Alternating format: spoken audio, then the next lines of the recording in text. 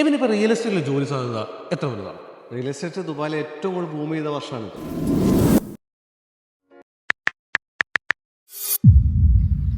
Hello നമസ്കാരം, നിബിനാണ് നിങ്ങളുടെ കൂടെയുള്ളത്. ഇവന് ദുബായിൽ അല്ലെങ്കിൽ UAE ഏറ്റവും ബൂമിംഗ് ആയിട്ടുള്ള മേഖലയാണല്ലോ റിയൽ എസ്റ്റേറ്റ്. എന്തൊക്കെയാണ് ബാക്കിയുള്ള മേഖലകളും റിയൽ എസ്റ്റേറ്റ്? റിയൽ എസ്റ്റേറ്റോട് ബന്ധപ്പെട്ട ഒരുപാട് മേഖലകൾ ബൂമിംഗ് ആണ്. ഇപ്പോൾ കൺസ്ട്രക്ഷൻ, ഫെസിലിറ്റീസ് മാനേജ്മെൻറ്റ്. അപ്പോൾ ഏറ്റവും കൂടുതൽ ആളുകൾ പ്രോപ്പർട്ടി വാങ്ങിച്ചു കൂട്ടുന്നത് ദുബായിലാണ്.